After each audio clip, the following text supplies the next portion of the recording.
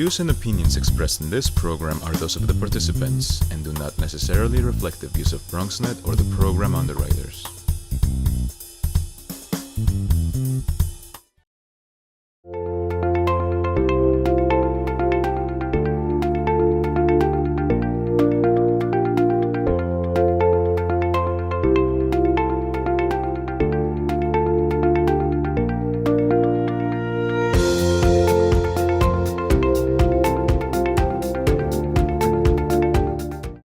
I can't say it enough. It's a joy to have you all here to debate this urgent topic. We put together a class at the Department of Latin American Studies called Latino Media in the Trump Era. And the reason for that was kind of selfish. I, as a journalist, saw myself in a kind of crossroads trying to understand the new dynamics that the presidency of Donald Trump implied in our work as journalists. Putting a weekly show together in the news, in the Brazilian television, I'm Brazilian, was a challenge because the sort of communication that we had with White House now was via Twitter. It was a new wave of fake news that were not necessarily fake news. So how do we as journalists deal with all of those challenges? I had no idea. I still have no idea. And that's why I put this class together, because I was hopeful that my students will help me figuring out. And they did a little bit, but we also decided to put together a series of events last semester with the help of some specialists. And one of them was Ana Teresa Toro, who is here again today joining us. And Professor Eileen Markey from the journalism department was here attending this lecture. And then she said, we should do something else next semester. What should we do? We have to talk about Puerto Rico. And Rima Bruzzi, this fabulous academic who knows everything about it and a little more, joined us in this for this new event. So I'm really, really happy to see you all here, and I'm really grateful to have partnered with these two amazing intellects to put together this great event. I hope you have fun. We'll have time for a Q&A afterwards, and we put together a stellar group of speakers, as you already know, and as you're going to see later. So with no further ado, I pass the microphone to Eileen Markey, my friend. Thank you, Mila. Hello, everyone. Thank you for being here. Welcome.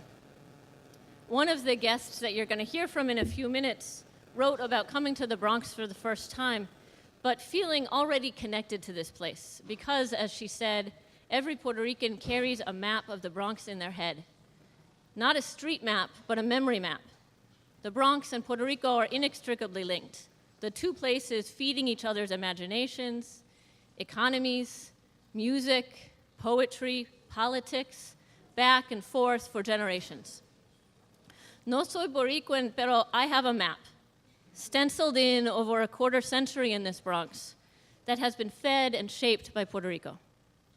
Drums calling the orishas in the Bronx River, bamba at Orchard Beach, salsa spilling from rooftops and fifth floor windows painting the streets colorful, piraguas on Fordham Road, Lazarus in the Botanica window, and the casitas sprouting in the vacant lots saying, I can be in two places at once.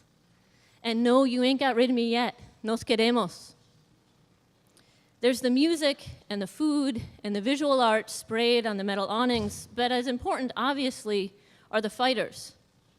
Those who took over the public hospital, who demanded schools that educate, who reclaimed parks, who turned gutted buildings into community centers and housing and made this place, Lehman and Hostos and BCC, centers of culture and learning, and in so doing, smoothing the way, of course, for all of the next migrants. There are so many stories, and so few of them have been told.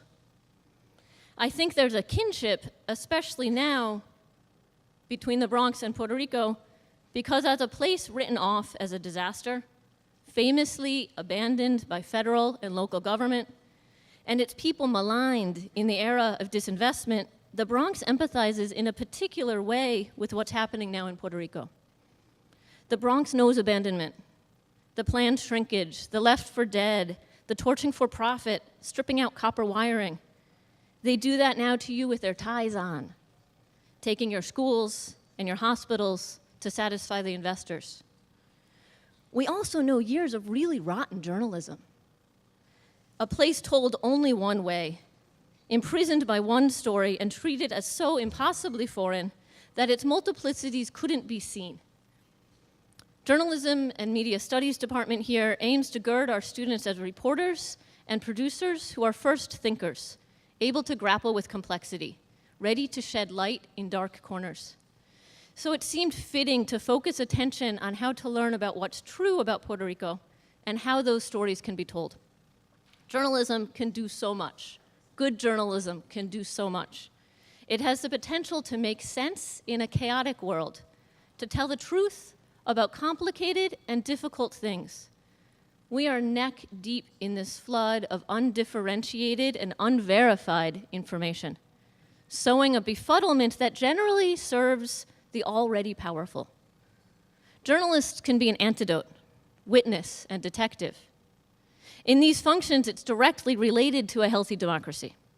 At a time when the free press is under attack from the highest reaches of our government, when our media and communications industries are promulgating more polemic and propaganda than news, it's opportune that we have these great and very varied journalists together today. The goal is to assess how journalists are and aren't telling the stories of Hurricane Maria and its aftermaths, so that we can figure out how to do it better. It's not to complain, it's to figure out how we fix it and how we do it better. The UN report this week reminded us that there will be more disasters. And we know, of course, the political and the economic disasters. We want our students who bring such tremendous strengths of vision, experience, and outlook to their work to prepare themselves to tell important and true stories about Puerto Rico, about the Bronx, about the next place. So welcome. We're grateful to have these guests and to have this wonderful audience. And my students, of course, are taking notes. Hello. My name is Rima Brusi, and I'm here representing the Center for Human Rights and Peace Studies, where I'm currently a writer in residence. I am also Puerto Rican.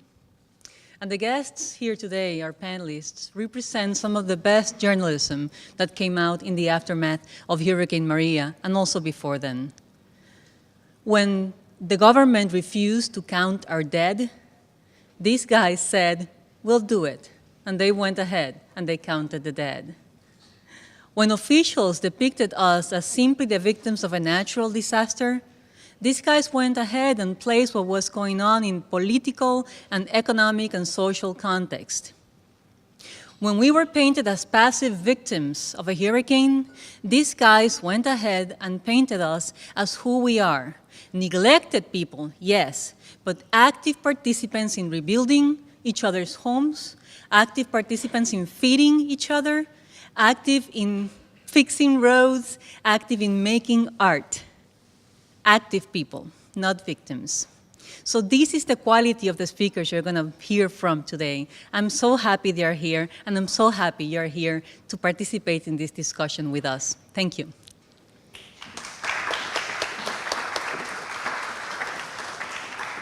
And as some of you know, the ties between Lehman and Puerto Rico are really, really close. And proof of that is that we have 3 students here that are some of the many students who went to Puerto Rico during the summer in an effort to help rebuild Puerto Rico. So I'll invite to the stage Luz Sanchez, Bintu Caba, and Marieli Rodriguez. Please, a round of applause to our brilliant students. Let me just see if I can put together your, yeah. Here it is.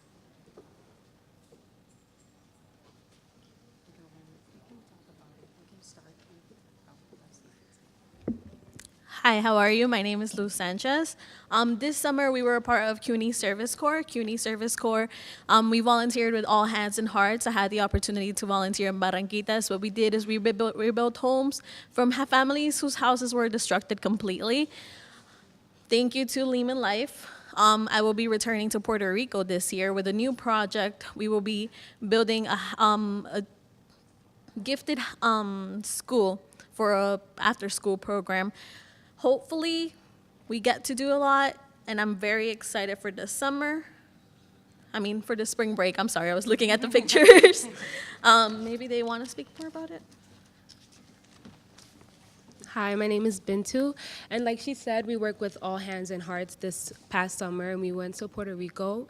My cohort was actually lucky to travel with the governor, and we did a few press conferences, and it kind of, like you guys said earlier, shed light on the fact that there was not a lot of news coverage on what was going on there. The truth wasn't being told, and it was awesome and amazing to see that the truth was being released and that the governor was supporting the initiative in Puerto Rico. So I'm going to invite David Gonzalez to the stage.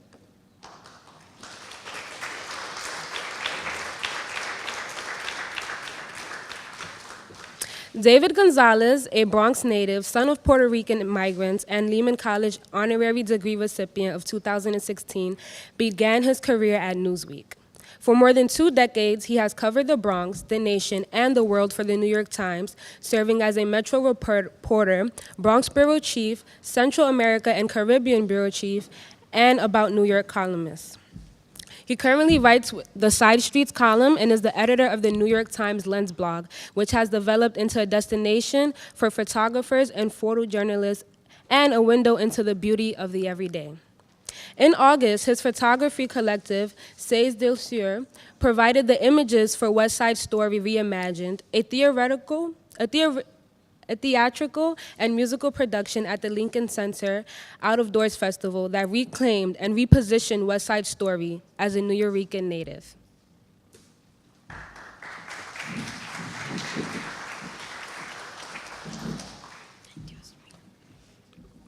Hi, everybody. My name is Maria Rodriguez, and I want to invite Carla Minet to the stage. Carla Minet is Executive Director of the Center for Investigative Journalism, CPI, in Puerto Rico, the journalism outfit that has done the best, most serious, and sustained work on Maria and the ongoing crisis. CPI's investigative drive has been the substance underneath and mainland English reporting.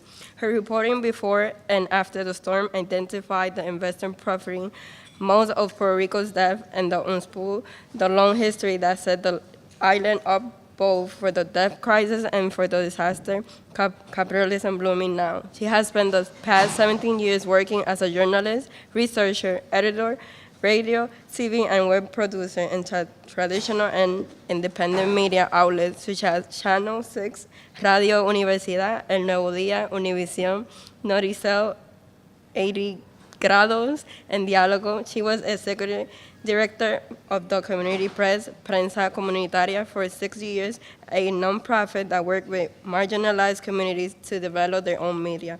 She has contributed to the New York Times, the Washington Post, NPR, and El Nuevo Herald, Radio Universidad, Primera Hora, Univisión, y Noticel, among others, and is a member of the International Consortium of Investigative Journalists. She has been a speaker at conferences and forums, a coach to journalists, and professor at the University of Puerto Rico.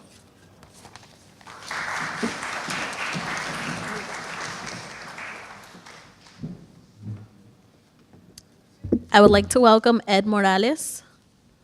He has written extensively on Puerto Rico debt crisis and colonial status before and after Maria for The Nation, Washington Post, The New York Times, and The Village Voice. He is the author in the cartoon history of colonial in Puerto Rico, which lays out 100 years of Medicity in the handful efficient panels. His works have appeared in the Rolling Stones, Miami Herald, San Francisco Examiner, Los Angeles Times, and the Guardian Jacobin. He has contributing editor to the NACLA report on the Times. American African contribution of the op-ed Columbus in the Progressive Media Project, his new book, Latinos, The New Force of the American Politics and Culture, a definitive view on how Latinas matter in the U.S. race debate, was published by Verso Press in September and is available for sale today, by the way. He is also the author of Living in Spanglish and the Latin Beat, From Rumba to Rock. Morales is a poet whose work has appeared aloud voices from the Nuyorican Poets Cafe, and whose fiction has appeared in the collections Iguana Dreams and Boricuas. Morales has appeared on CNN, Hispanics Today, HBO Latino, CNN Español, WNBC TV's Visions, BCC Television and Radio, and the Fox Morning News in Washington, D.C. He has lectured in several institutions, including Bowdoin College, Vanderbilt University, University of New Mexico, Hunter College, NYU, and the University of Connecticut. While a reservoir fellow at Columbia University, he co-directed a documentary called Whose Barrio?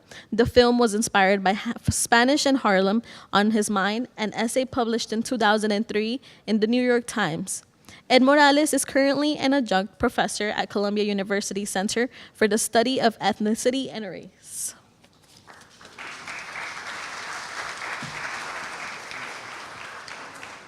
I would like to invite Alana Casanova Burgess to the stage. Alana Casanova Burgess has been a producer for WNYC New York Public Radio's On the Media since 2015. In 2017, she spent a month reporting on the ground in Puerto Rico for the WNYC newsroom, culminating in a special episode on Hurricane Maria's recovery for On the Media, for which she was a finalist for this year's Livingston Award for National Reporting. She was part of the team that produced an award-winning hour on the U.S. Supreme Court, and her work has also been recognized by the ONA, PRNDI, and the Council on the Contemporary Families. She is a bilingual native New Yorker with roots in the Dominican Republic, Puerto Rico, and the Newark Graduate School of Journalism.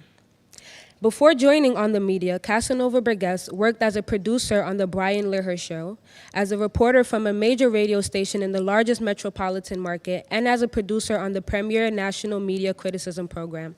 Casanova Burgess is uniquely positioned to examine both the challenges and successes of Hurricane Maria coverage and to analyze and diagnose U.S. media performance during and after the storm.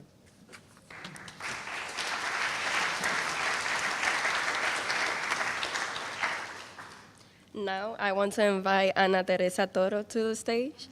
Ana Teresa Toro has published stories in the New York Times, El Nuevo Día, Diálogo, El Vocero, WKAQ, Radio Universidad, Lapicero Verde, among others. Her narrative about Hurricane Maria was one of the most viewed on the website of the New York Times en español. She is the winner of Premio de Periodismo Bolívar Pagán of the Instituto de Literatura Puertorriqueña. In 2012, the Fundación Gabriel García Márquez appointed her to the Nuevo Periodismo Iberoamericano as one of the 14 young journalists of Latin America to be part of the Encuentro Nuevos Cronista de Indias. Her work has been translated into English and German and is part of the anthologies in Colombia and Austria. She was part of the Lehman College Department of Latin America, Latin and Puerto Rican Studies, Spring 2018. Lecture series Latin X Media and the Age of Trump. Her work has been adopted by journalism and Latin American Studies classes at Lehman.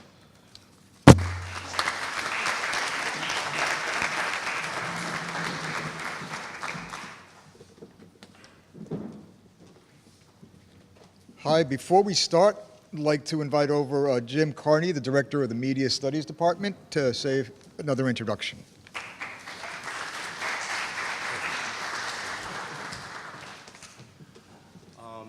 Thank you, everybody, for being here this afternoon. I have the distinct honor of doing some of the thank yous. First of all, on behalf of Tom O'Hanlon, the chair of the Journalism and Media Studies Department, who because of a personal emergency couldn't be here today, he really wanted to be here, I want to welcome everybody. There is a lot of effort that goes into a program like this. So a couple of people and groups that need to be thanked. First of all, the School of Arts and Humanities and Dean James Mann for assisting with this, the Leonard Leaf Library, the Center for Human Rights and Peace Studies, and particularly Dr. Rima Brusi for her efforts, the Department of Latin American and Latino Studies. I also want to make an announcement. This is being streamed live thanks to the help of Bronxnet and the journalism department here. People can check it out live. If you probably are checking it out live if you're watching me right now, right? So it's at the Bronxnet Facebook page and at bronxnet.org. And thanks to the Bronxnet people for doing that. Particular thanks for Professor Eileen Markey, who put this whole thing together and made an incredible effort. I want to give her a round of applause. Thank you. And our host for today. President Cruz has talked a number of times about how important journalism and how important the special relationship Lehman has not only with the Bronx community, but with the island of Puerto Rico. And this particular issue, I know, is something that's dear to his heart. So I'd like to ask him to come up here and say a few words to welcome everybody. Thank you.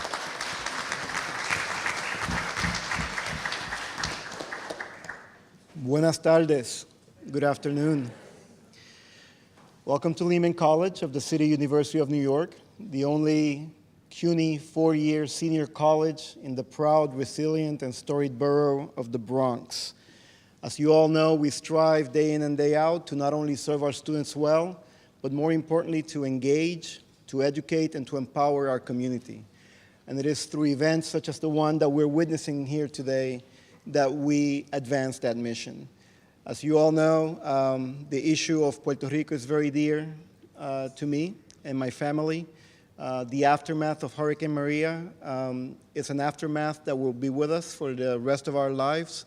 And I am very grateful that all of the panelists that have made time to be here with us today have shed so much light on what has gone wrong, what continues to go wrong, and the stories that need to be told, not only for the benefit of those that are still struggling with the aftermath of Maria, but more importantly, to inform the democratic process moving forward for all those that will continue to be affected by the ravaging effects of climate change. I want to thank the sponsors, the organizers, the panelists, those of us that are here in attendance today for being part of this conversation, to our partners in Bronxnet for making sure that this is broadcast broadly throughout our borough and our city. And because what they will say is more important than what I have to say, I will just wish you, on behalf of the great community of scholars, teachers, learners, advocates, and activists of Lehman College, a most productive discussion here today. Thank you very much.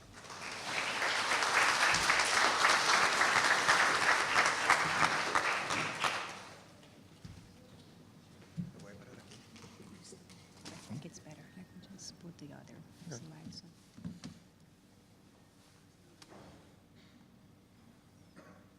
And in case they want, this is the one I can. Hello again.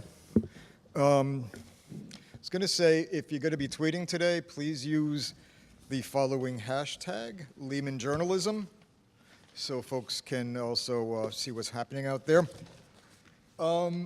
It's really an honor to be here, not just here at Lehman, where I've had family members attend and where I got my honorary doctorate. So my mother finally got a doctor in the family. She's very happy. Mommy was a little disappointed when I became a photographer. Pero así es la vida. But more importantly, it's just great to be here with so many talented Boricua colleagues. I mean, it's like, when I got into this business back in the day, I mean, to see this kind of concentration of Boricua talent just didn't happen. And now to see folks, telling the stories from our perspective and really teasing out the important parts of it and connecting it and putting it in context. Unfortunately, when we deal with Puerto Rico, sometimes especially those of us in the mainstream media, the level of knowledge, or more specifically, the lack of knowledge is astounding. It is absolutely astounding. And these are, worldwide with the diaspora, talking about some 5 million people, so it's not an insignificant number. Right before I came up here, I was looking at my Twitter feed, and John Edwin Mason, who's a historian at the University of Virginia, African-American, he just tweeted out that, white volunteers and nonprofit workers are pushing out the black, middle, and working class in New Orleans. Remember when, Katrina was the worst disaster we've had? How many 100-year storms have we had since then? My friend Angel Valentin, who's a photographer in Miami and Puerto Rico with long experience in the Caribbean, just tweeted out this morning very simply, how long before the Florida Panhandle gets their electricity restored? Legit question. I don't think it's going to take them a year. But these are issues, and these are things that we have to confront. These are examples of how places are treated differently, or even more importantly, just where these places occupy mental space in our consciousness. How important is it, and how connected is it? What happens in Puerto Rico, spreads out. Obviamente, here in the Bronx, we're going to feel it, because every Puerto Rican that I know here has some connection there. And when the hurricane happened, we were all trying to figure out, like my cousin Charlie and Isabela, we didn't hear from them for a week, and we bugged out. My friend Felix in San Juan, 3 weeks. And, multiply that by millions, and you get a sense of not despair, but the fear. Because I don't think we're a despairing people, actually. I think we're a very hopeful people, given what we've gone through both here in the Bronx and in the island. And I think that's one of the important things that we're going to also talk about today, which is the resources that our people have, both journalistically and also in terms of their basic character. Things that we don't get enough credit for, I think, sometimes. And sometimes I think it's the way the media looks at, the outside media looks at Puerto Rico. I think they actually are engaging in a very Puerto Rican thing, which is the ay bendito. We're not objects of pity. We appreciate your concern, but we have agency also. And I think the work that each one of these panels has done shows that agency. And that's really important in journalism when you talk about communities of color, because all too often we have been defined by those who are not from there, but somehow embody this kind of outdated journalistic mode of the omniscient, all-knowing reporter who can cover anything. Yeah, there are a lot of us who can cover lots of different things, but when you get to a story as complex as Puerto Rico before the hurricane, imagínate después del huracán. Who's going to understand it? It is a complicated story. We have a complicated relationship with this country. But I think Maria was one of those points where a lot of those things were in sharp relief for those who have the right lens. And each one of these panelists has that lens, if I could use a photographer's analogy. So we'll start with Ed. People talked a lot about the hurricane exacerbated a lot of the things that were already existing. I mean, there was an economic crisis and what have you, and all of a sudden people are becoming experts on the Jones Act, and they're trying to figure out, why can't we get stuff sent directly?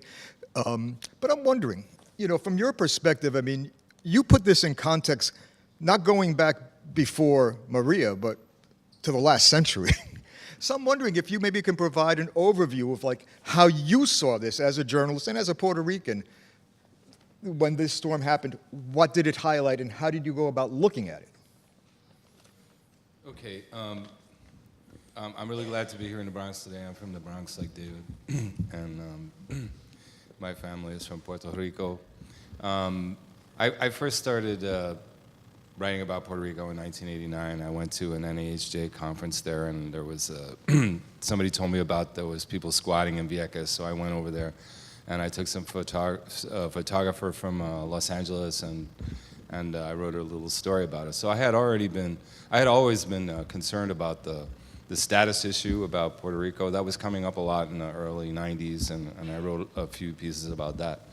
But my parents moved back after living here for 35 years and raising me and my sister, and they lived in this remote mountain area near the El Yunque tropical rainforest, and I saw a lot of things that were going to happen in Puerto Rico before the hurricane. I saw a lot of things happening that really worried me, and that had a lot to do with the electrical grid, that was in disrepair because the electrical authority had been in severe debt for many years, and it was getting worse and worse, and they were cutting it, and they were trying to make an excuse to privatize it by laying off a lot of workers. And so when they laid off these workers, they were not repairing the poles, and there was an overgrowth of vegetation around the poles, and I could see when I drove up. And my dad had been and we had him in hospice care in my house for about a year and a half because he had Parkinson's disease and he had a big surgery. So he had all these tubes in him, and we were basically keeping him alive because through a respirator and things like that. And so what happened was that I knew when I left my mom alone that if there was a blackout, my dad would be in danger. We knew that it was a tricky thing. My dad might not make it through because the respirator would be out, the machines that kept pumping life into him would not be working, and I went through that fear for a long time.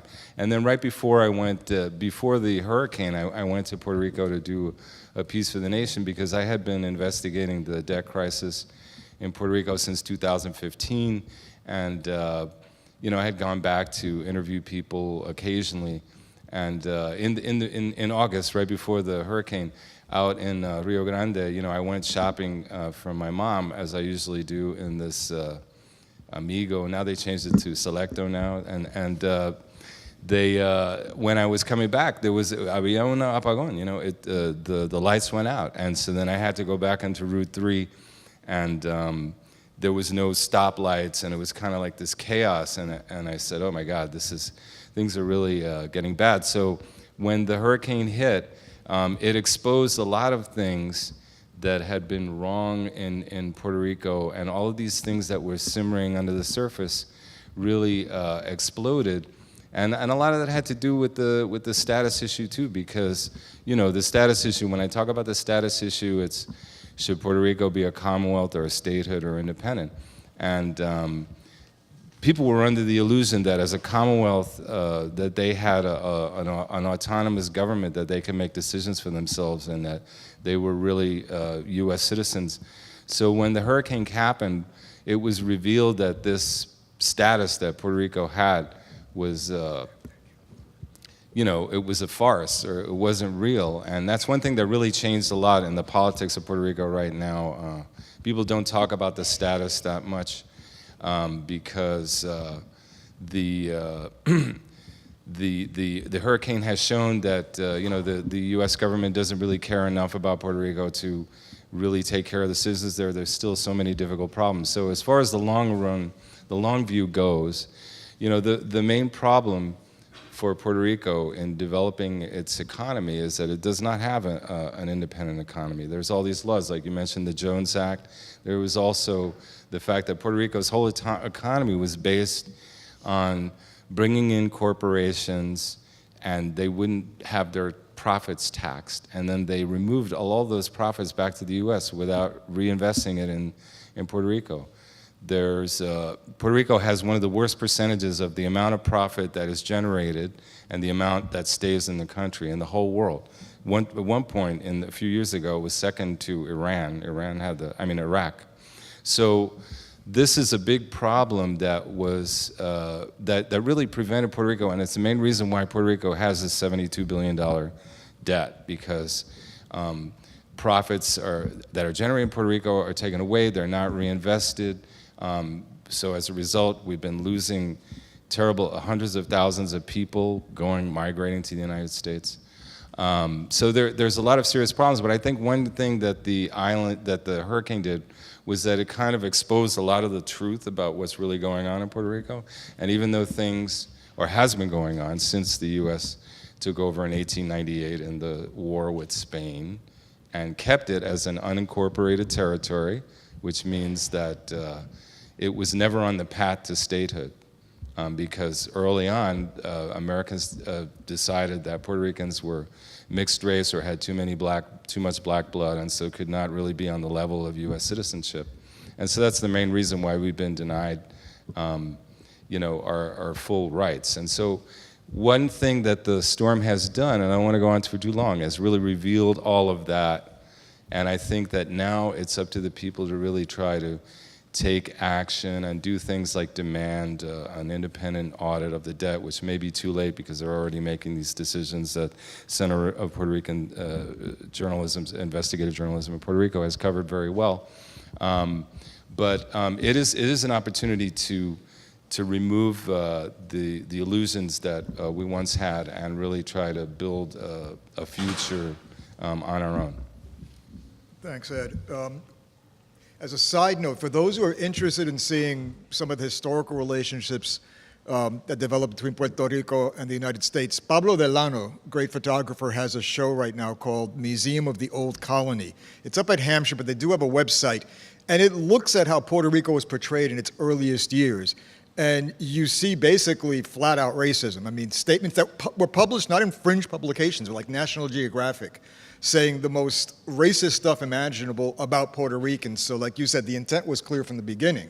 And I think the hurricane made it very clear how they felt about us. And perhaps one of the most controversial moments was when the president went to Guaynabo. Not La Perla, you know, not the Cordillera, but Guaynabo. Okay.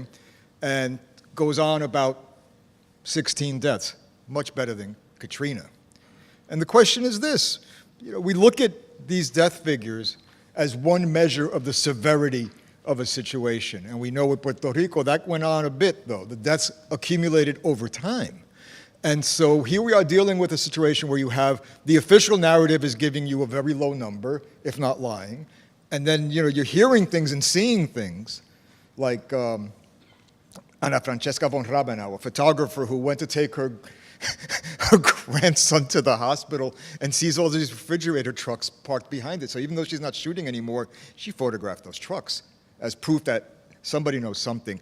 But the person who knows really something, and a lot of it, about these death tolls and their significance, and also a really important lesson for aspiring journalists, is Carla. So I wanted to ask Carla, you know, how did we focus on the deaths, and how did you wind up pursuing those tallies and what the implications were, not just for the reporting of them, but also for the recovery?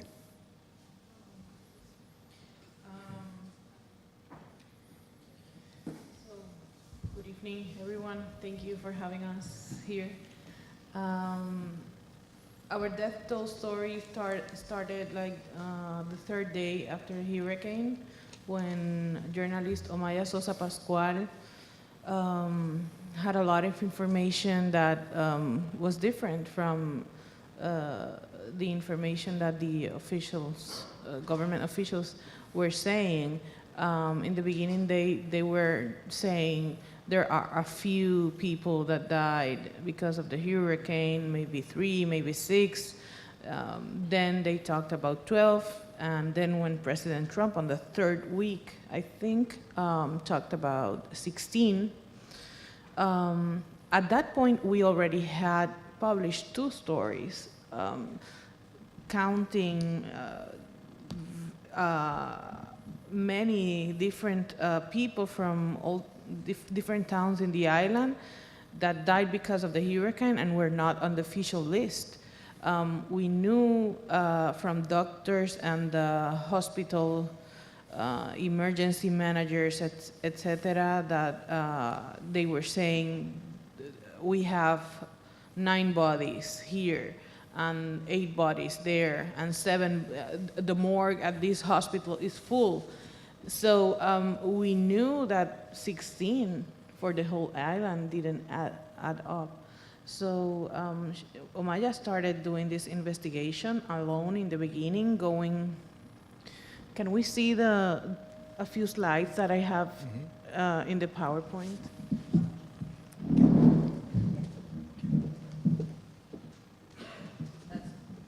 Thank you.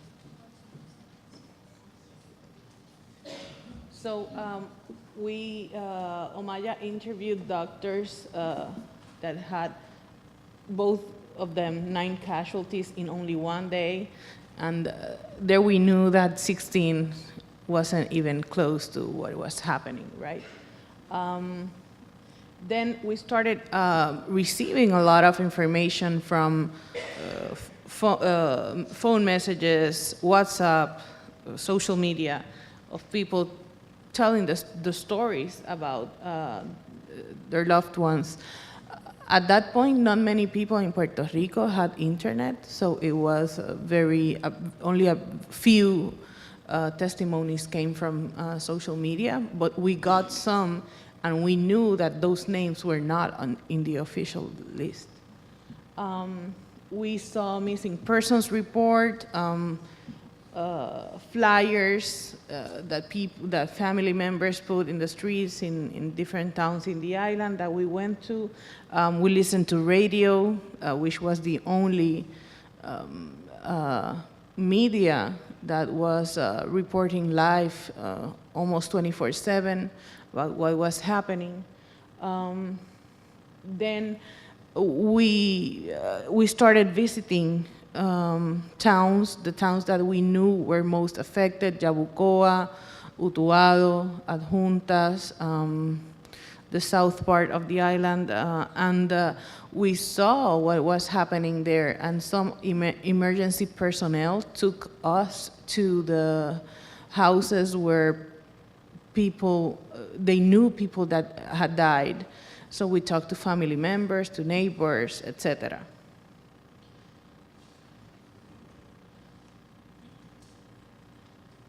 When we saw the magnitude of the problem with the death toll, we started doing our own database. It looked like this. It was very simple. For some cases, we didn't have like even the names, but then we kept on investigating. Omaya got help from another journalist called Jennifer Wiskovich, and we started seeing this kind of database, which is a more complete one. And we did a lot of reporting. We published a lot of stories. Some of them we published with other media, such as Miami Herald, Quartz, then CNN.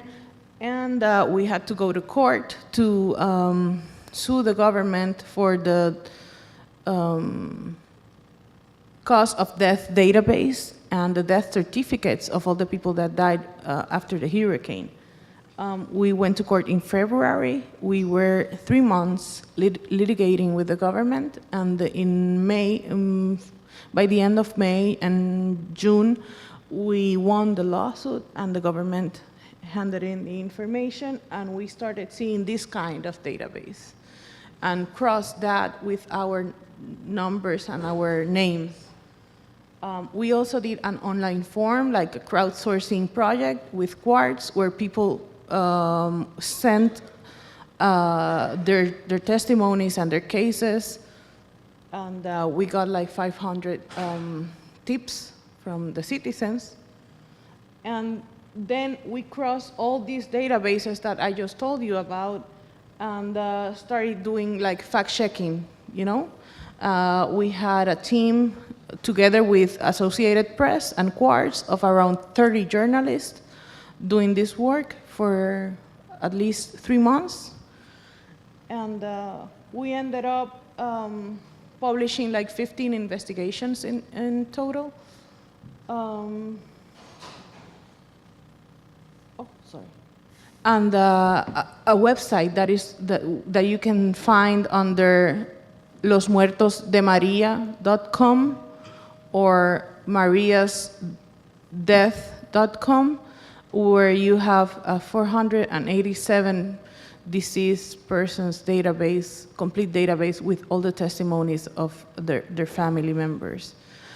These cases are verified to comply with the CDC guides that say that those deaths were related directly or indirectly to the hurricane. So that's.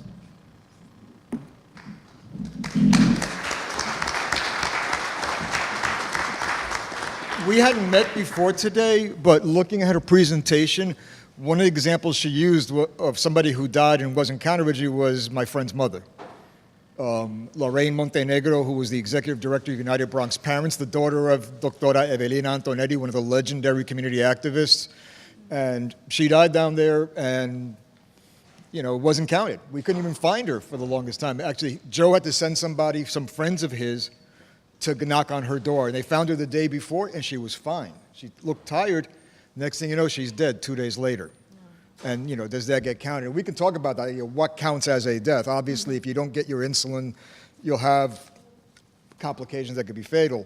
One of the things you mentioned also plays into our next speaker.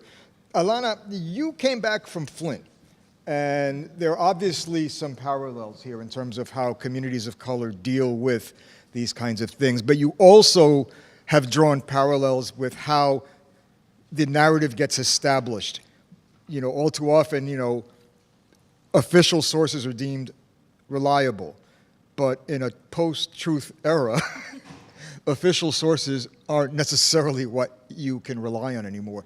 So if you could address that, I think it's a really instructive lesson also for younger reporters about how do you determine what's the truth when you look at these kinds of... I was in Flint last week, so a lot of my thinking about Puerto Rico right now is very triangulated, I guess you could say. So, Flint, the water crisis there, which is still ongoing, by the way, since 2014, hasn't ended. You mentioned communities of color. To be clear, it's a racial issue, it's also a poverty issue in Flint, which is what we see in Puerto Rico as well. But also, it's an issue of democracy. I don't know how many of you know that in Flint, the state was actually administering the city's finances. And so that also is very similar to what happened in Puerto Rico, because essentially you have a group of people who are disenfranchised from having their elected officials make decisions on their behalf. And, that is a lot. That's what's happening in Puerto Rico. When we talk about the colonial context, which Ed really described so well, what does journalism mean in that context? And what does accountability mean in that context? And I think, Carla's presentation about what the death toll, what that investigation was like, it makes my heart swell like 3 sizes to think of what it means to look at, to go to your official and be told, no, that's not us, that's a federal issue, it's the CDC, go talk to them, and then the CDC sends you back, right? Carla, like that kind of chasing around because who is in charge, And so that is something that really struck me about Flint. There's also, there's a disputed death toll in Flint as well. Legionnaire's disease is one of the bacterial infections that you can get from poisoned water, and it presents a lot like an extreme case of the flu. So there are a lot of deaths in Flint that are not attributed to that poisoning. So you have that comparison as well. Even, the Spanish language population in that city did not get the resources that the English-speaking population of Flint did. So you see those issues in Puerto Rico as well with how FEMA outreach happened. I mean, there's so many parallels. And then also, to what you mentioned about trusting government officials, even before the death toll story really got a lot of traction. Does anyone remember there was a website called status.pr or status.pr? It basically was this portal where you could see, how much electricity was restored or how much water was restored. And I'm putting it in air quotes here. And it even had like the milk and the gas and like how many pets are in shelters and all this information, which on a Tuesday, I imagine, would be difficult to get in Puerto Rico, but suddenly it was all there. And yes, you want transparency from the government, and that, if you want to be generous, that's what that portal was. It was also, I think, very much for the mainland and not for Puerto Rico, because as you mentioned, most people didn't have internet connection. But it also, it became very clear that what they meant by electricity being restored in Puerto Rico actually meant electricity that was being produced, not whether it was getting to anybody's homes. So the narrative was set very early on with media reports on the mainland saying 30% of Puerto Rico has power, 60% still without lights, and you had this tick down, which gave the impression of progress. Gave the impression of progress where really there wasn't any. And also, it set the terms of the conversation about recovery in Puerto Rico very firmly around electricity. And even today, people will ask me, how's your family? Do they have the power back? As though that is the complete narrative about what recovery in Puerto Rico looks like. And yes, most of the island has electricity. I don't think Vieques does still. Is that right, Carla? They have generators. So. Right. But, just because the electricity is back, just because the power is back, doesn't mean that 18-year-olds who weren't able to apply to college are now going to college. The businesses that were closed still closed. And so I think in a way it was very genius of the government, if I'm to be very cynical about it, which I am, it was genius to frame the conversation about electricity and also to put this portal up to show progress in a way that they could really manage the messaging around that. And you see that also with the death count. You see it with the water figures in Flint. You know, the claims about testing that were made that were not true. And so, you know, I know there are a lot of young journalists here, but just try, you know, verify, trust but verify. Don't don't take numbers at face value because they're rarely true. I mean, when I was studying journalism, one of the things that was assigned to us to read was called How to Lie with Statistics. Because you can make stats prove any argument you want if you massage them enough.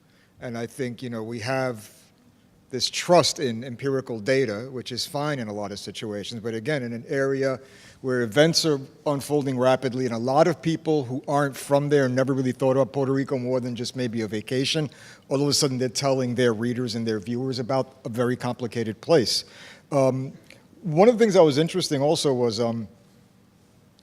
the response or the lack of response to Maria, I think made it clear to a lot of people just exactly how the U.S. government feels about its American citizens in Puerto Rico. And it's been interesting watching the political jockeying after this, where you have people like Rosselló still pushing for statehood right now, when it's like there are much more immediate problems. But I wanted to have our next speaker address those issues. I mean, Ana, you talked about how all this was a political disaster. And you talked about questions of why do we want a country? Do we need a country to be able to solve our problems? I'm just curious, from your perspective on that, how do you see it? Well, first of all, I just want to say I'm absolutely grateful to be here again in front of you, such a strong community of future journalists that we all need here and there, and also sharing with this panel and with one of my personal heroes, and now you know why, which is Carla and the work they do at Centro de Periodismo Investigativo. I'm going to get there, but I just wanted to react to her presentation, thinking and reflecting on the importance of just going back to basis. We're talking every day about how we cannot take institutions for granted, and the work she's doing, the Centro is doing, their journalists are doing, is just that. There's a law. The law is not working. We're going to sue you, and we're going to make the law work.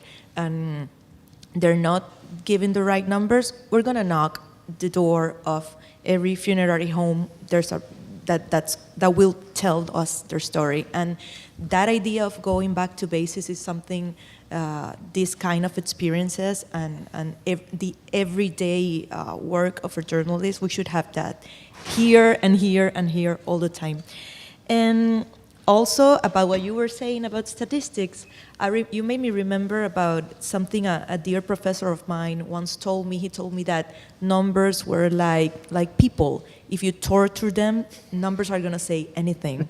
And I think that we've been seeing this thing about the malleability of numbers in this experience. And going into the politics of this situation, I think it's clear that actually there are the natural disasters, and they last a few hours, and the political disasters, they can last decades. We've seen that in Katrina, we've seen that in Haiti, we are seeing that in Puerto Rico. I don't want to talk about the future and say we are going to keep seeing that in Puerto Rico, because I think we have to be hopeful, but we are seeing that, and it's been more than a year. What I mean about the political aspect of this, first, the colonial perspective. It's interesting. I had two experiences that I think that are good examples of what this means. One of them, after a month after the hurricane, I traveled to Boston. And for some reason, I ended up meeting with very high-profile politicians of the city. And all of them, without asking a single question, they went to us very dearly, very kind-hearted people, but telling us, oh, don't you worry, we're going to push for statehood. And that is, that is what colonialism does. It infantilizes the citizens. No one was asking us, what solutions do you think are going to work, are going to be working better for Puerto Rico? What do you guys want? What are your concerns? They saw a problem. They thought this way, this could be fixed, and I'm going to fix it. They are not respecting that agency you were talking about at the beginning, and that is political. And the second one, it was something that was happening in, let's say, off the record in the coverage of the hurricane. A lot of Puerto Rican journalists worked as fixers for American journalists that went to the island to cover the story. That's something that happens regularly. It's not anything strange. There's nothing wrong with that. But a lot of the dynamics between the local reporters and the American reporters were undoubtedly colonial relationships. And I had one experience myself. In the end, it turned out good, but it was, I had to stop and explain. Someone was translating one of my notes and referring to the US, the editor wrote from the mainland. And I told him, I understand your logic, I understand where you're coming from, but I will never refer in English to the United States as the mainland. For a lot of political and social reasons that we can discuss, but we have 5 minutes to translate it, so please don't use that word. That person wanted to listen. That person wanted to learn. And we ended up having a very, very deep, extraordinary conversation where I was able to understand where she was coming from, and she was understanding why was that such a difficult word for me to put on a text. And those conversations, if those conversations happen on the ground, on a very intimate, personal level, we're moving forward, because the conversation that is happening on the mainstream is definitely not moving forward. And something else I wanted to talk about, thinking about this political aspect of the situation, it has a lot to do with a lot of the symbolic things we've been experiencing during the aftermath of the hurricane. And I don't know, maybe it was because I was writing a lot of cultural topics for many years that I tend to focus on the symbolic things that are over there and what those things mean. And one of the symbolic things that really impressed me was the idea that disasters like this, political disasters like this, start very, very early. And in your everyday life, and you don't notice. If some of you watch The Handmaid's Tale, you will see that in those flashbacks, you see like something little was changing and I didn't notice. This changed and I didn't notice. For me, personally, it started, I don't know, maybe 2 or 3 years ago when I started going like almost every 2 weeks to a farewell party for a friend. It was like every 2 or 3 times a month, a friend of mine or a friend of a friend was leaving. A great job, a great new experience, and everything seemed like so normal, so good. But when you start looking at the numbers from another perspective, you realize, like 10 of my friends just left. And this is just me. And my friends are professionals and are working, and what is happening? And you start looking around. And that is the social cause of the economic crisis, but that shows you how the island was starting to become more vulnerable. So when the hurricane hit, we were already down. That thing hit us when we were on the ground. And I think as journalists, we need to start focusing on those little things that they're not big stories.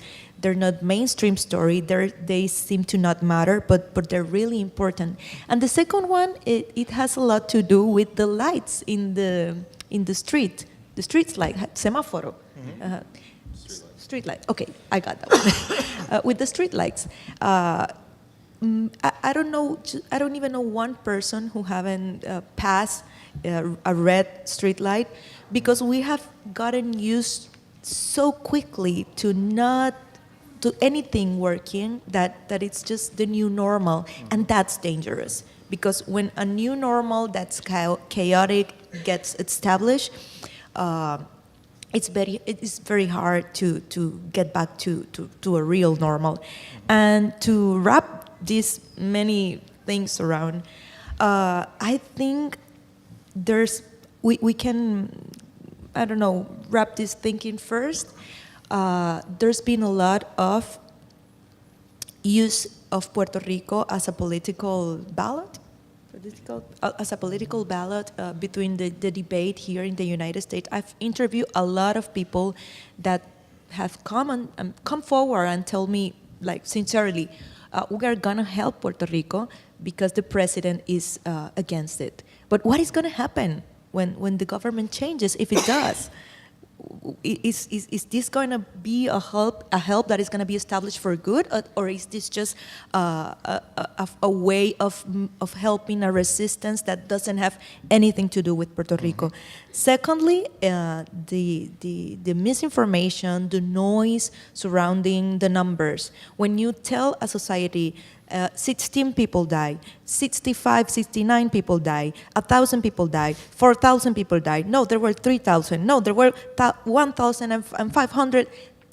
There's too many versions of this story. And the sad thing is that we're never going to know for sure the truth, but we can get closer to it with works like the one Carla showed. And finally, I think that we need to occupy the spaces like we're doing right now. We need to start. I was telling the students in April the importance of starting to write in English. We need to start writing in English, but also in Spanish, because we belong to a Latin American community and we cannot forget about that. And I think a lot, I believe that the communitary efforts and the agency, without asking, without permission, just solving our problems and showing like we have the solutions already working, we can have some kind of internal progress, because definitely the debate is a colonial debate and it's not moving forward, and that's something we should all be worried about. Thank you. If I could follow up with you, Anna, on, excuse me, sorry about that. Anna, quick question. You mentioned something that reminds me of something I encountered overseas when I covered Haiti. Right now, I mean, like after the earthquake in Haiti, you had a lot of NGOs, a lot of foundations streaming in there and building these big projects that really didn't have any real connection to the communities they were rebuilding. You know, a German group built like this huge solar generation station, except everybody in the town said, the minute you turn it on, it's going to fry, because the wiring, the distribution system's not working.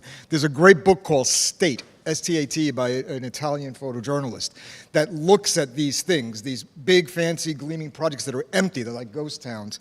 And in Puerto Rico, you kind of had, I'm not saying something similar, but you're having these foundations and these outside groups coming in and like bigfooting the local groups. And I know David Gallar says here, and I know David and I have talked about this over time, but it reminds me also of what we saw in Central America in the 80s, which is like the conflict on the ground really is a proxy for something else, and that we're just incidental in this sometimes. And so I'm wondering, that kind of involvement of the outside groups that come down here, well-financed, what effect do they have, and do they divert the narrative at all? Well, I think that a disaster is sadly very good news for a lot of people, and this one in particular has been have brought very good news to many people that were interested in finding a new economic paradise, etc., etc. But thinking about your question, I think that it's happening, and it's happening like the rules were written already in those other experiences you mentioned, and they're being followed by the book. What can we do about it? We need to follow that money, and we need to make efforts to make sure that money stays in Puerto Rico, and that's one of the main problems right now. We have lost in the past, I don't know, in the past decade, most of our native money. It's gone. You see it in the bank industry. You see it all over the place. The native money is not staying in Puerto Rico. And also the big industrial money that never really stay for long in Puerto Rico. They come, they make the money, they give a few employment options, and then they leave. And that model is broken, and it's regaining force in the third sector. But at the same time, I think there's a lot of good, decent initiatives. For example, a lot of foundation that never look at Puerto Rico as part of the United States. They open offices there, they're working there, and a lot of base organizations, ONGs, are working with them, are working like as filters for that money. But it's about keeping a watch, because I don't see that the model is gonna stop working as it was designed. Very well. At this point, we'd like to just open it up to questions from the audience. So if you raise your hands, I don't know, is there a mic that goes around?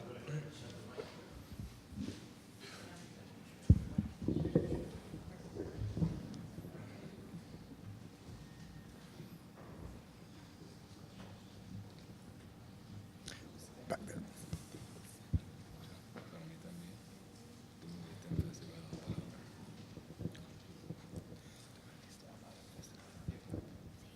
How's it going? I'm Angel. I'm a student at Lehman College, journalism major. I have a question for Anna. You spoke about things being normalized after the hurricane in Puerto Rico, things becoming normal. You spoke about how running a red light over here in the United States is normal. Could you speak about some of the things you've seen since the hurricane happened that now would be considered normal for Puerto Ricans? I like your question, but also it saddens me because, first, the first few weeks, it became normal to not have anything, I don't know, fresh or anything in the supermarkets. Then it became normal to make like, I don't know, 10-hour lines, 11-hour lines for gas. All of us, I think, Carla, you probably did that. Then it was normal to work somewhere and make the line for gas and travel an hour to get nearby the airport so you could connect to the internet in the airport and send your story. I'm talking about myself, but also I just want to tell you these kind of examples because usually we talk about the people and we, the journalists. No, the Puerto Rican journalists, we were experiencing the disaster the same as everyone else as we were covering it.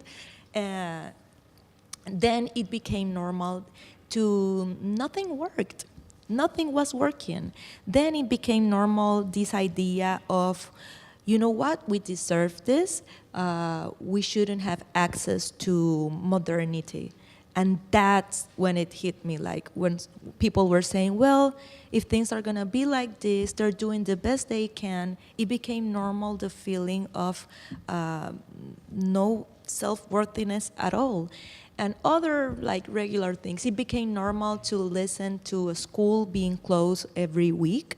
It became normal. There were so many, Naomi Klein in her book, The Battle for Paradise, that she published recently, talking about the experience of Puerto Rico, she was trying to explain how hard it was to keep track on this story because every day you get a new dramatic, new tragedy.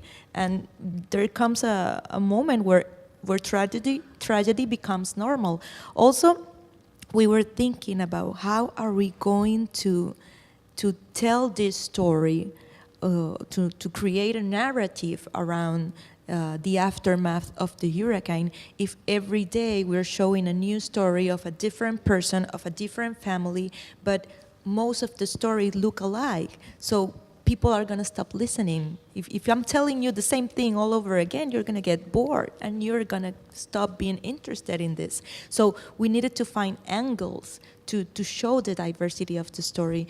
But in the end, I think that the big thing that is becoming normal is for you don't expect anything to work. So that's why if a street light is working, you don't realize it's working. You just pass through because you don't expect things to work. And that is an equation for disaster, because if you don't expect an institution to work, and when I talk about institutions, I'm not always only talking about the government, journalism, I'm not talking about that. I'm talking about institutions like the way we do things. Culture is an institution. Relationships, the way we build relationships is an institution. Dinner time is an institution. None of those things were working, and that was normal, and I think that's part of the tragedy. Up over here.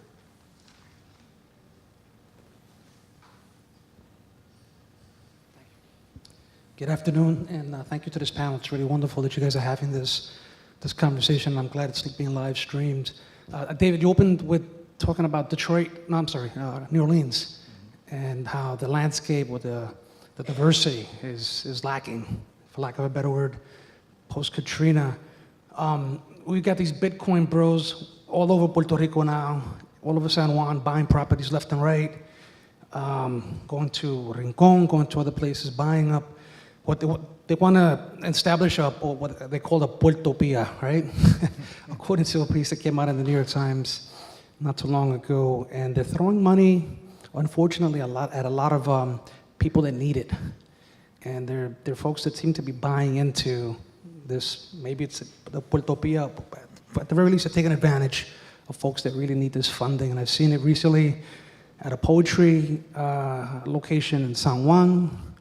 I've seen that they own a hotel in Viejo San Juan where they hosted an award ceremony for a gentleman who was promoting a comic book, and they own this hotel, and they're just throwing money around left and right. And I just saw, I think I heard today or yesterday that the Bitcoin industry took a huge hit, financially in these last couple of days.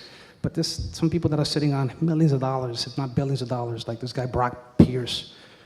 Where do you see Puerto Rico in the next 10, 15, 20 years if we continue to decline in population, and if our young people and our professionals especially, and the folks who are more invested there continue to move out? Like you said, you've been going away parties every month. If that continues that trend. And also, on a more positive note, can you also reflect on the good stuff that came out of Maria post and after? And I'm talking about the Centros de Apoyo Mutuo, the good work that organizations like, La Maraña, Mariana, Comedores Sociales, Casa Pueblo have done and continue to do, and whether those are the kinds of things that we need to continue to focus our attentions on, and not continue to give money to foundations and other agencies or institutions that, where the money is murky and they're not as transparent in terms of what they do with their money.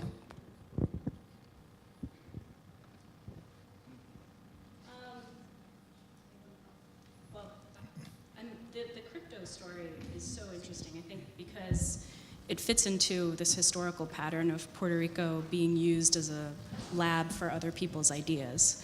And it goes both ways, too. We're seeing the charter school movement come to the island, something that Betsy DeVos has been talking about for a long time. I think I wrestle with the issue of how to get more people to care about Puerto Rico, because I think one way, which might be easy but might be problematic in the long run, is to get people here to think about Puerto Rico as a place to to be aware of how these ideas can go really wrong and how to sort of interrogate them and explore them at the root. And I think the Bitcoin story, the crypto story, is one of those examples. I did reporting that mentioned the experimentation on women in Puerto Rico regarding birth control, and people were shocked that that would happen. But all that is context to understand that Puerto Rico isn't really that different from the circumstances that a lot of communities in the U.S., are facing. And I don't know if you guys think about that as well, about looking at how some ideas flourish in Puerto Rico that then, we learn more from that. Yeah. I think that what we have been seeing in the last years is Puerto Rico being the same kind of playground for experimentation in very different aspects of our financial, fiscal, and social life, which is no different from our tradition, being a colony. Promesa itself is kind of a new experiment too. So it's very different with all these things happening at the same time to predict the future for Puerto Rico. But definitely, the facts are there. Less people on the island. The economy has worsened and will keep going that way for at least the next 10 years. Millionaires, mostly U.S. millionaires coming into the island to buy property, but also to have their their business, not paying taxes, etc. And the Bitcoiners and such. So it's very difficult right now to have a specific prediction, but I think the future seems very bad unless something important happens or unless we make something happen. In terms of the good things that have been coming out after the hurricane, other than the ones you mentioned, I think that in general, community leaders came out to the light again. Since 2001, there was a project to work with community leaders, to train them, to develop community boards, etc., and to empower communities. It was an effort from the state, from the government. But then the next governor, which was also from Partido Popular, started dismantling that operation. So community leaders were very, were missing. They were not being trained. They had no resources, no community centers, many of them. They had nothing. But I think when the hurricane came, we can say we saw them coming out and saying, okay, let's work with our people, even though we have nothing to work with.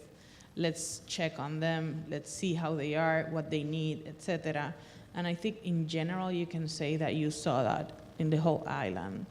Some of them had organizations, and those organizations are being strengthened right now, like Casa Pueblo, Mariana, etc., and the camps. But there are many of them that are like, how you say silvestre? Like wild efforts, or spontaneous efforts, just happening through the island of people who are leaders and are trying to do something with their people, because they know if something happens the way Maria happened, they will be very vulnerable. I think they are more aware of their poverty and their disadvantaged situation, and they are more willing to start working and doing things. Could I add something to that? So just in terms of the mechanisms of journalism as well, I think when people from outside a community go to report in a place where a disaster has happened, you get a lot of press releases. That's the first thing that will happen, right? You get, like USAID is going down and they want to invite you to go with their caravan to a clinic. They want to, there's some, what are some other aid groups, right? Like there's a clinic from New York that's going there, the Red Cross. And those are really easy stories to tell. I think a lot of you in your careers will be in an opportunity to join those caravans and do some, on-the-ground reporting. Sometimes that's important. You go, you can see that things are not being delivered that were promised. But other times, it's better to look at what is already on the ground. You mentioned Casa Pueblo, which for those of you who don't know is a sustainable effort in Adjuntas in Puerto Rico, which has had solar power since the 1990s, and they're trying to expand that now. That's a story, that a lot of people have told, but speaking to demographers, speaking to people who understand the layout of the community that you're going to can help you understand who's already doing what on the ground. And we have seen that just a lot of effort in Puerto Rico from people there because the government has not given those services because you've had this failure. And you'll see that not only in Puerto Rico, but I expect in the Panhandle as well, from what happened yesterday. See that in the Carolinas, that no one is gonna help you from outside, that there are people to look for locally as well. So I'll just say that about press releases. All the activists in the room are familiar with the stacked deck, so we're going to privilege questions from students first, okay? So if we've got students who want to ask questions, we want to hear them first, and then we'll go to the grown-ups.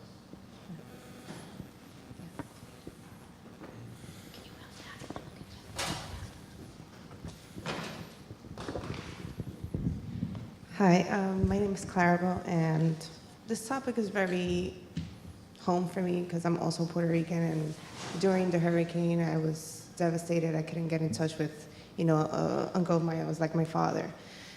And based on these emotions, recently Trump had stated something about blaming Democrats for faking these numbers to make him look bad. And my question is to you guys, how do you deal with that emotion behind it as journalists? Because for me, it's just like, come on, let's be serious here, right? So I kind of want to get that input from you guys because it's difficult for me to even read it. Like, come on, you know how many people, even people from being here, not even being able to communicate with their families. I had to open up a GoFundMe for my family. I don't even want to imagine the thousands of people, millions of people in Puerto Rico going through that themselves. I mean, I've been through hurricanes as well. I lived there. I know how it feels. So how do we kind of battle those type of comments from someone that it's almost like it's a joke? And I kind of want to have you guys input on that. Well, I mean, they're just facts. I mean, if you have facts, then someone that's the thing about being a journalist, you believe in facts. So if you have facts, then somebody who's speaking nonsense, you can easily dismiss as speaking nonsense.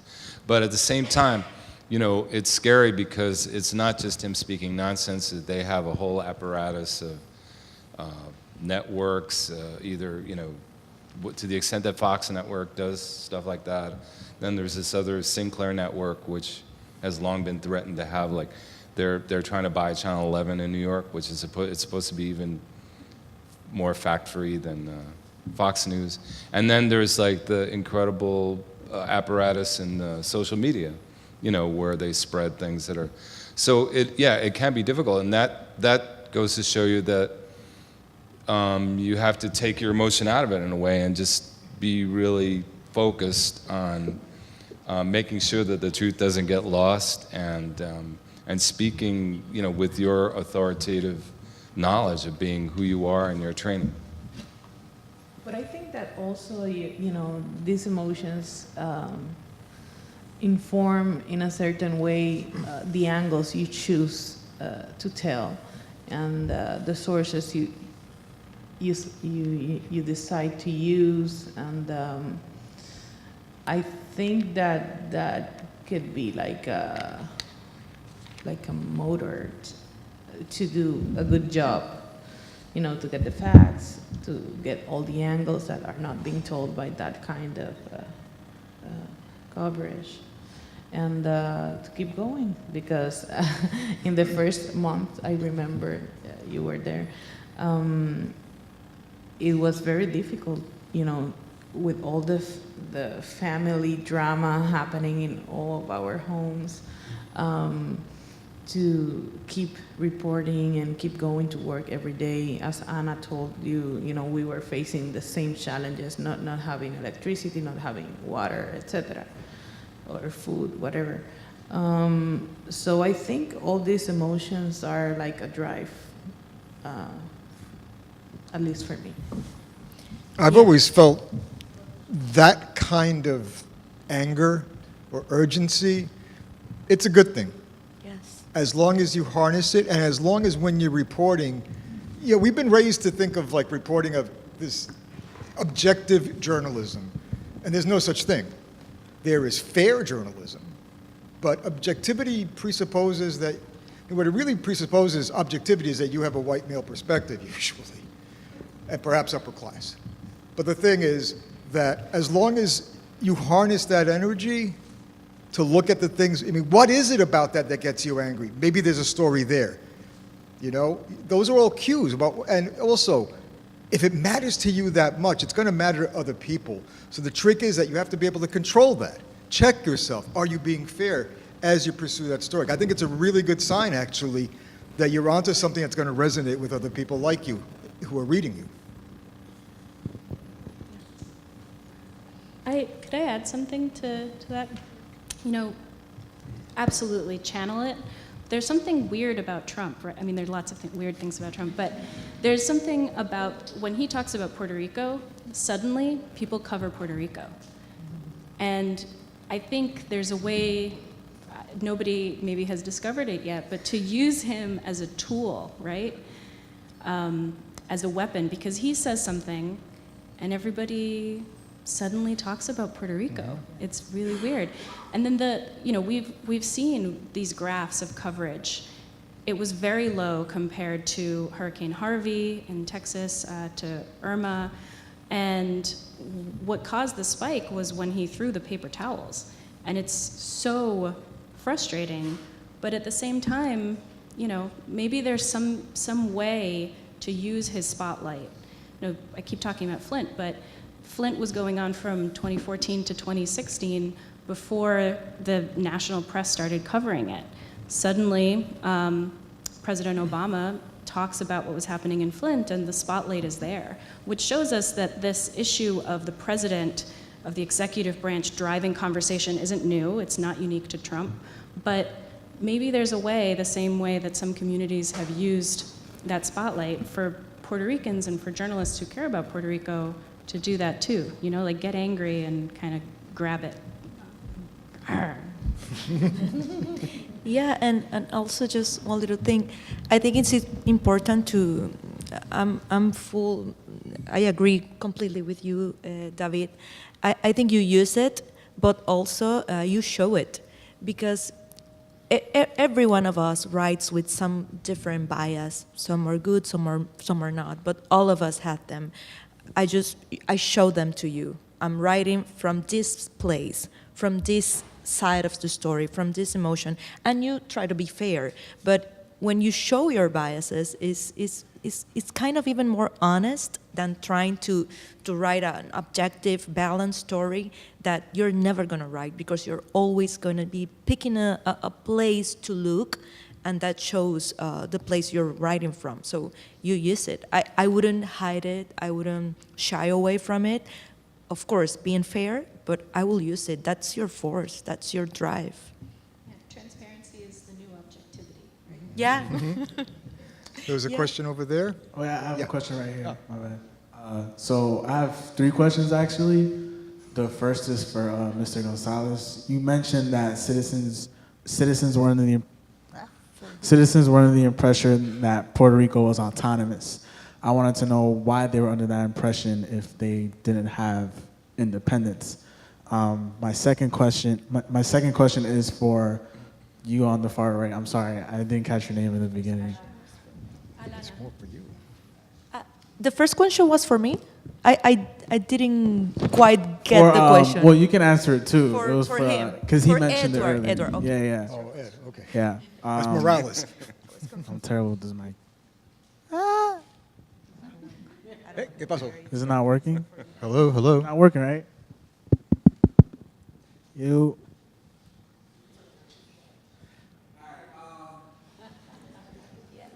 My second question is for Alana. You mentioned that what does journalism mean in the context of disenfranchisement?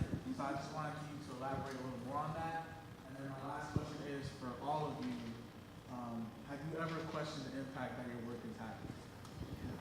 Impact that That your work is having, that your journalism is having on those that you cover. Okay, I'll start with that question. That goes back to the history of the advent of the Commonwealth of Puerto Rico designation, which didn't happen until 1952 when they made this constitution.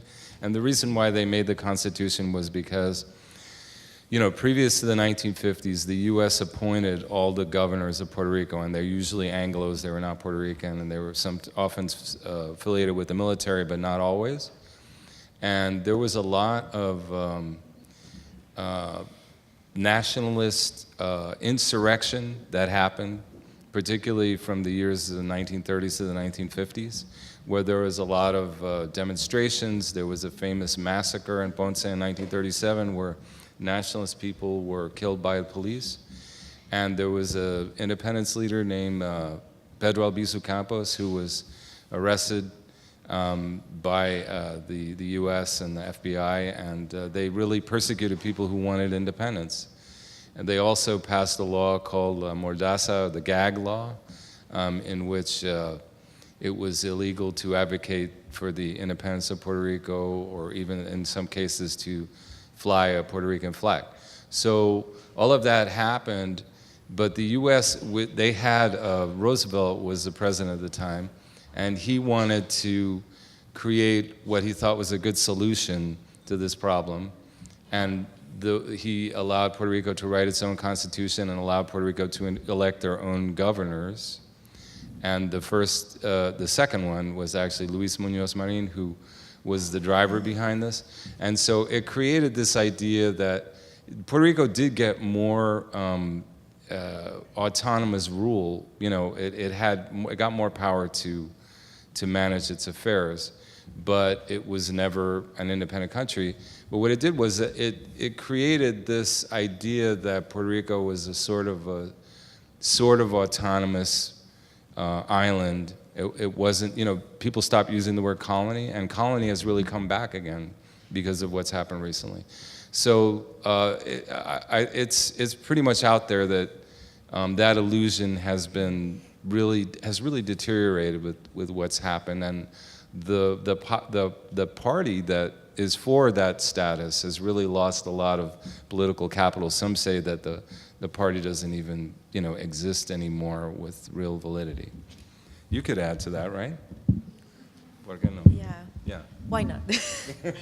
No, also, Puerto Rico was a happy colony. It was. It's terrible to think about it this way, and there's a lot of people who are going to disagree with me, because of course there was resistance. Of course there were many people that were not happy living in a colony.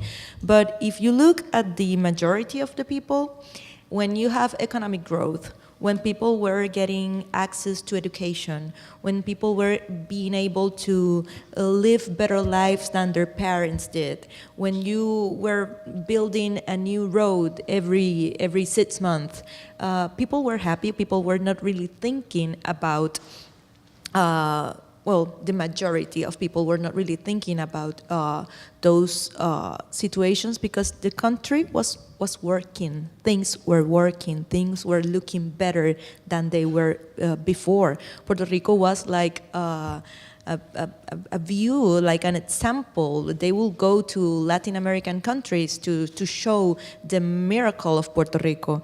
That has a lot to do with the context that was happening in Cuba at the moment, and with many other connections with the region.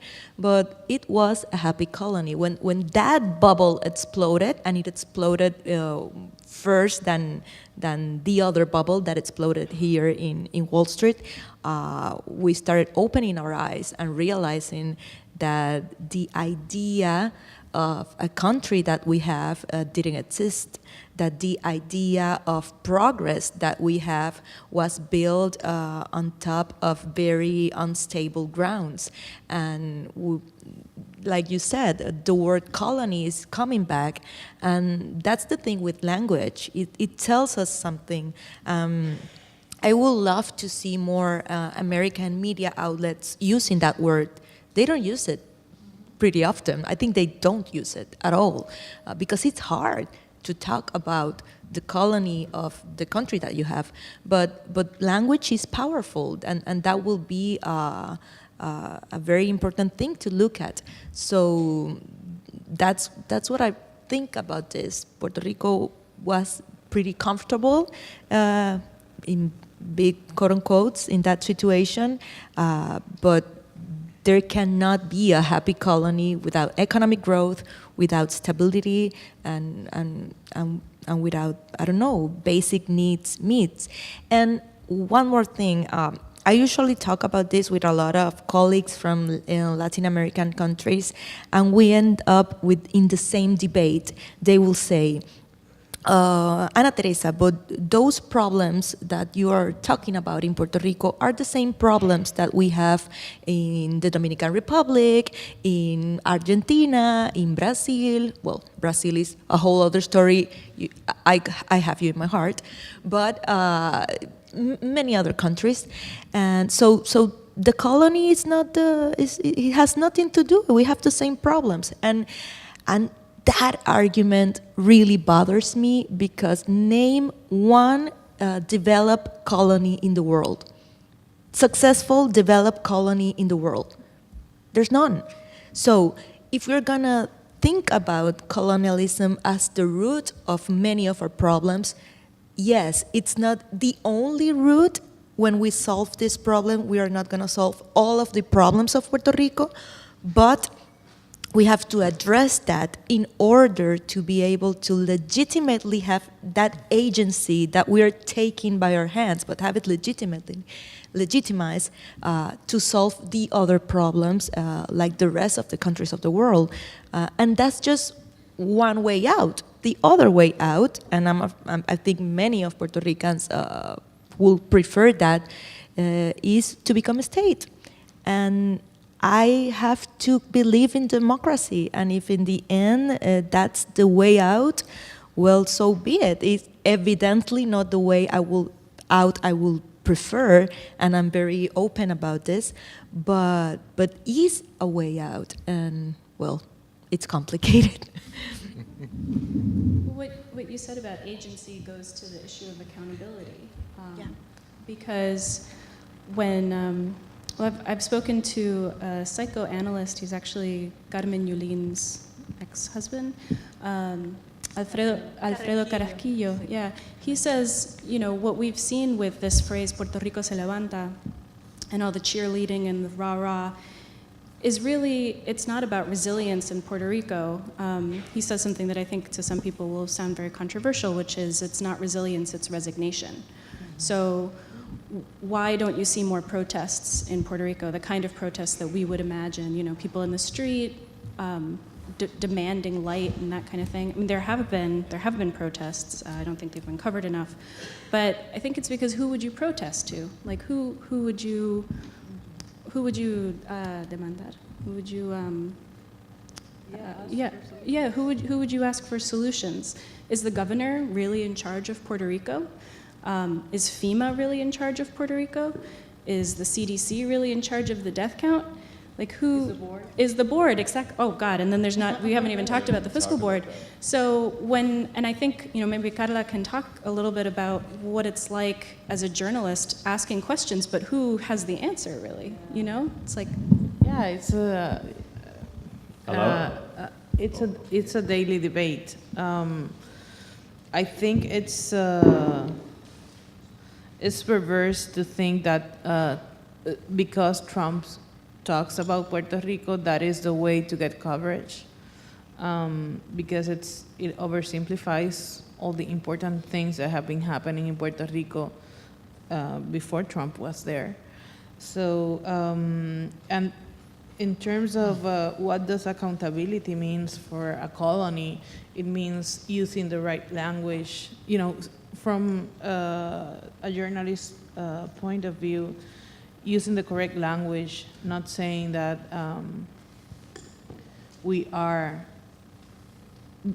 not using the phrase that we are American citizens in order to make a story more appealing to the US audience. Using the word colony, which I just recently found that some editors find it's a word that is they don't use it because it makes Puerto Ricans feel bad. Huh? Vaya, What about vaya. that one? Vaya, vaya. Language, the sources you use, who do you ask the questions to? I think it's all part of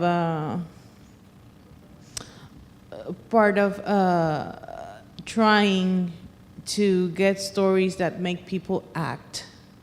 In our case, at the center, we try to, ask everyone. We go to the board. If the board doesn't answer, we go to court. If it's a documents issue, we've gone to FEMA. Right now, we are suing FEMA also for documents related to their response. We feel they all should be accountable. Definitely the federal government has a huge responsibility in Puerto Rico, but we are also, hitting hard on local government, on Puerto Rican government, because definitely they have taken so many bad decisions that have had an impact on the recovery process that are, just shameful. So I think we have to play, all the bases. I don't know how to, Question over there. Yeah, hello. Yeah, my name is Sadu, and I have a comment. I have a comment for Alana. Alana. I don't know. Okay. All right. So, when you said something about Trump being the spotlight for the news of Puerto Rico, I think it's more on people getting notoriety because of the disrespect. Because it could have been anyone. Because honestly, social media, the internet is a very powerful thing when it comes to just about anything you want to talk about. Like if it were, I don't know, maybe some other political figure or somebody that's not even famous, if they were the ones that went there and threw, the paper towel at the other person or whoever was there at the time, I think they would have been, at the spotlight too. Maybe not taken that serious because, that person is not the president or anybody of any like political power.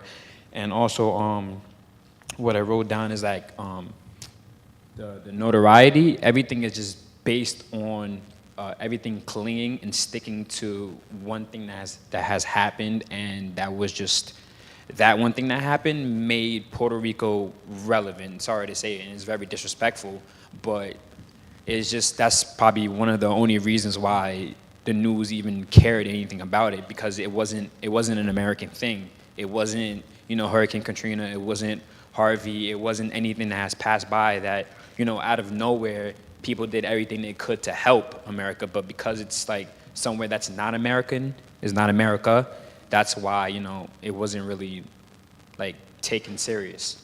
No, I hear you. I know that it's problematic.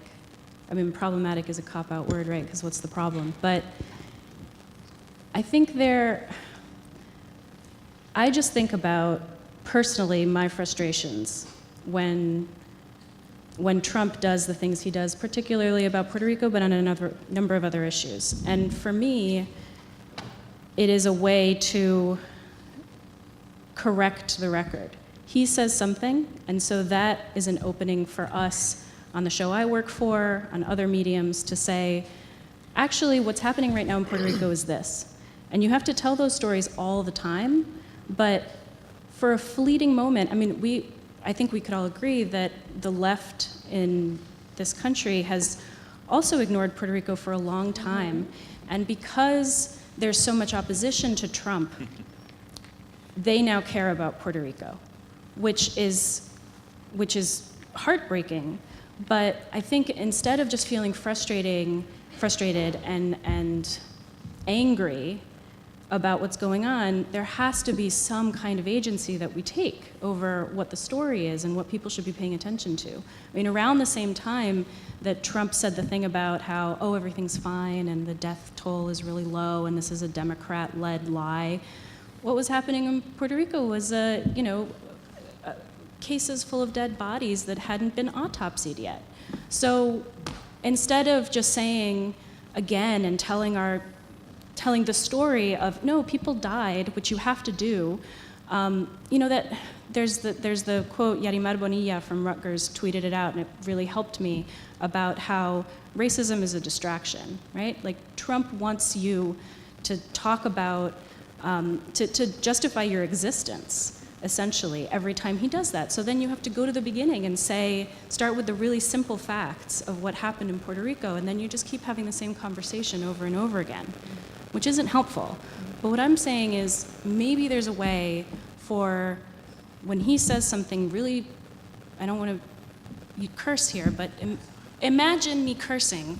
When he says something like that, move the conversation forward, say, no, people died, but also here's what's happening here in Puerto Rico, because that's just how newsrooms work. And we want to change newsrooms from the inside. I think it's important to note that a lot of the coverage in the New York Times, the Washington Post, CNN were driven by Boricua journalists who made a case in pitch meetings, in editorial meetings, to have the kind of coverage that we've seen. The Atlantic is another example. But you sometimes need to know what's going to get attention. And I know that sounds really, I guess, cursing again, but I'm just, there are things you have to do to cope with the frustration. So it gets to, you're right, a perverse place, but we're in a perverse situation. I wanted to add to that sometimes I think we are reacting too much. It's more about setting the agenda. If we stay reacting to whatever the government or the president or anybody else is saying about Puerto Rico, we're going to be always behind the story. It's searching the story, making them react to the agenda that you're setting. And I think that's really important to add to what you were saying, to connect. Otherwise, we're just going to be talking about the basic facts over and over again. I think we have one last question, then we have to wrap it up. Okay. First of all, thanks for this wonderful discussion. This is for the panel. If you had to vote today, you were forced to vote, would it be statehood, independence, or the status quo, and why? Oh, wait. We've been voting for decades. We've been voting for decades, and nothing had changed. So I believe it's.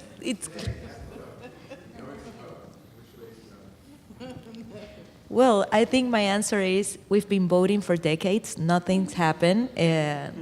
Of course, I think I've been very vocal about believing in independence, but I believe in what democracy at the end decides. Okay, independence with reparations.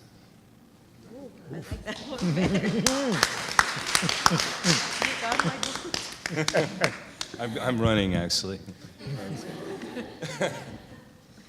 I don't think I would vote unless we define which are the meaning of statehood or status quo or independence, because it's sort of very complex to define what it really means to, and that's the problem with all the times we have been voting.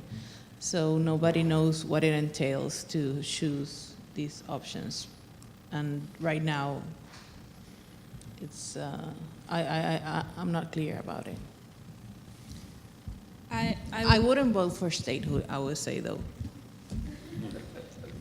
I would not, I think, presume to say what Puerto Ricans who live in Puerto Rico should do.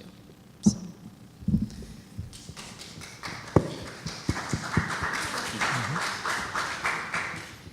That's a good answer. First, I want to thank all of you. I have followed your careers, and I've always admired all of you and respect your work. Thank you very much. I want to talk about journalism in times of crisis and hurricane, because, as Alana said before, mainstream press republishes a lot of news that come from the outsource, right? Press releases, and they repeat and repeat what they get from official sources, right? But I never saw that happen during a crisis. I saw the coverage in Katrina, I saw the coverage recently with the tsunami, and the government is on top of it, telling us about how many people they estimate they're dying and what they need and what is missing. In Puerto Rico, that didn't happen. The government kept saying, we don't need anything, everything is okay, people are not dying, although we knew that it was happening. So it was a whole different coverage, and when I say coverage, it's because the mainstream press again went with it and continued to repeat 16 deaths, 16 deaths. People are okay, people are eating, and we all knew that our sins were not reaching the communities and we're not getting anywhere. So as journalists, what do you do when everybody else and all the official channels are saying something totally different than what the facts are telling you, and your story is not getting out there?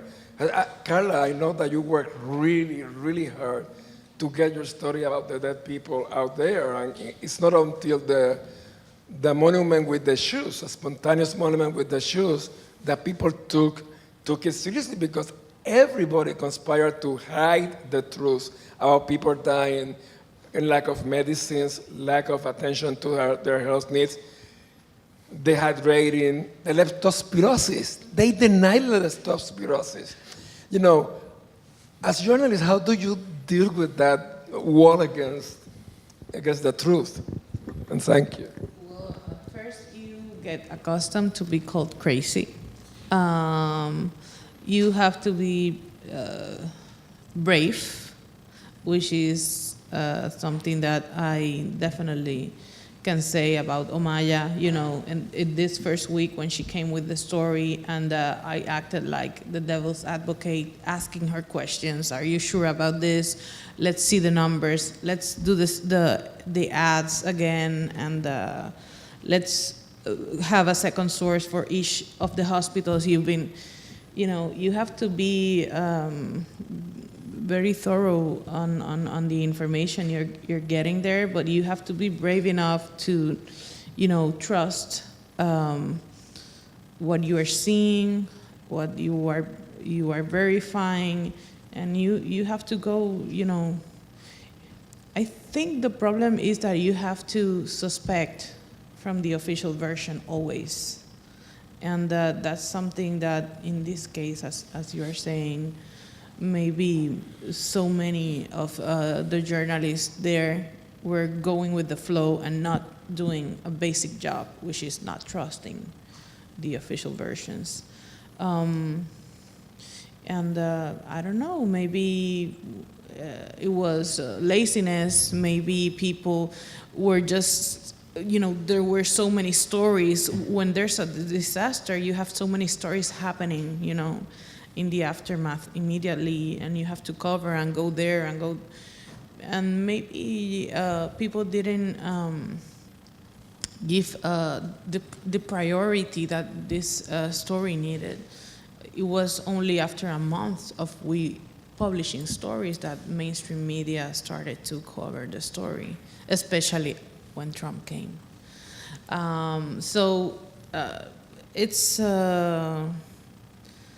It becomes uncomfortable at some point. You feel like you are the only one in the room doing the questions, but you have to trust your reporters, you have to trust your work. Omaya is a journalist, has been covering health issues for decades, so, there's that. You have to trust your journalists.